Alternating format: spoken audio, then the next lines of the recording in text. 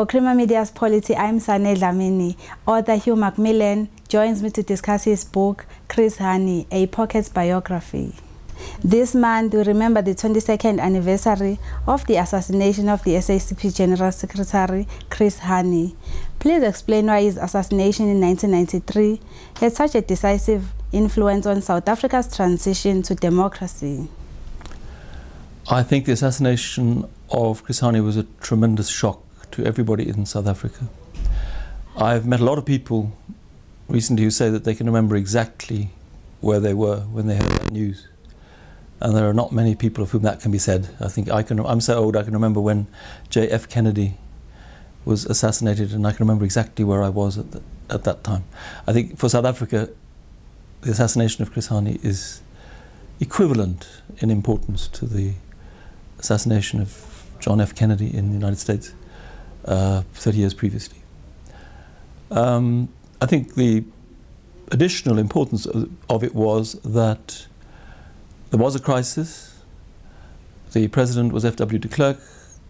The transition was in process, or the preparations for transition were in process. But it was actually only Nelson Mandela who could speak to the nation and appeal for calm and reassure people. And so that evening, it was Mandela who went on radio and television and addressed the nation. It demonstrated that only he had the stature to govern South Africa at that moment, not the incumbent president, F.W. de Klerk. Your book emphasizes Chris Hani's physical and moral courage, his interest in people, and his leadership skills. What, in your view, was his most admirable attributes, and why do you say this? Well, I think those are all admirable attributes. He demonstrated his physical courage on many occasions with Mkhonto we Sizwe in the Wankie campaign in Rhodesia, Zimbabwe in 1967, but then again in Angola, in Lesotho, in South Africa. He was the target of many assassination attempts before he was actually assassinated in Lesotho and in South Africa. He was a person of very great physical courage.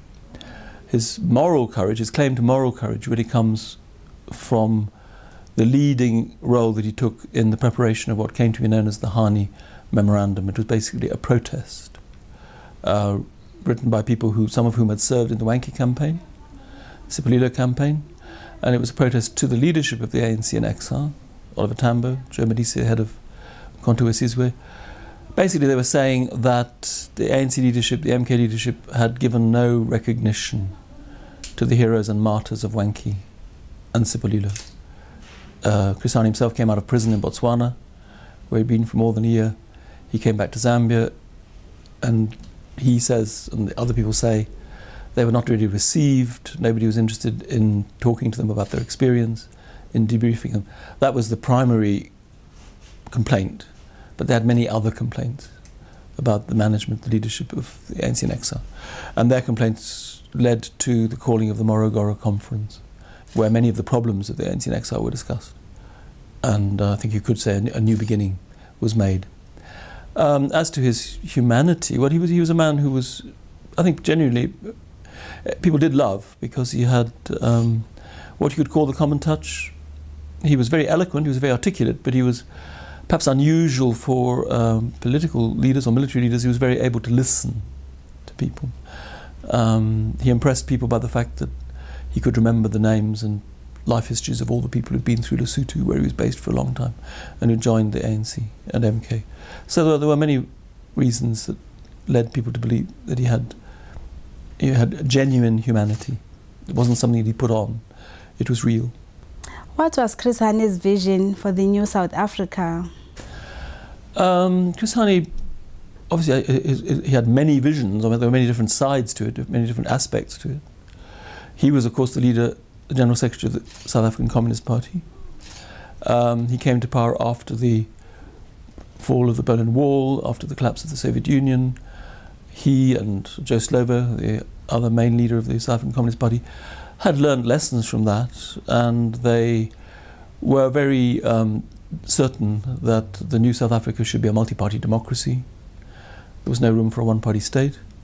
Chris Hani was also very keen that there should be strong civil society, strong trade unions, strong churches, strong civic associations. It was necessary that the government should be accountable. That was very important. He was very concerned about the huge problems that the government inherited, problems of poverty, of unemployment, homelessness, lack of water, lack of electricity, poor education, and he would have wanted the government of the New South Africa to address those issues and do its best to alleviate those problems. I think those would be the main aspects that I could think of his vision. But it was a very broad vision, a wide vision. And what can the politicians of our time learn from Chris Hani's leadership skills? I think they can learn a lot. I think perhaps the lesson, I have a feeling, I mean, it's very difficult. I can't speak for Chris Hani. I've written a book about him, but it would be rather presumptuous of me to say what Chris Hani would be saying at this moment. But he did, one of the points that he made, and this came from his own experience as somebody who had led opposition within the ANC, had led, through the Hani Memorandum, had been very critical of the ANC and was very critical, for example, of the Security Department, things like that. I think he would have been saying the ANC needs to open up, it needs more internal debate, internal discussion. The leaders of the ANC should not be frightened of debate, criticism, internal opposition. I think he would not be very happy if he thought that the ANC was a party, or the SSP was a party, where internal opposition was being held down in any way. I think he felt that that was vital to the health of any political party, that it was able to accept criticism, take on board criticism. And he would have cited the example of Oliver Tambo, leader of the ANC in exile, who really did have an amazing ability to take criticism, to accept criticism. I mean, he would sit in a meeting and write down things that people were saying about him, rude things that people were saying about him, and he paid attention. So I think that would be perhaps the lesson, or whatever, that he would be passing on. He said that actually before he died, that something that should be carried forward into the future is tolerance of internal criticism. That was author Hugh Macmillan speaking to Creamer Media's Polity about his latest book, Chris Hani.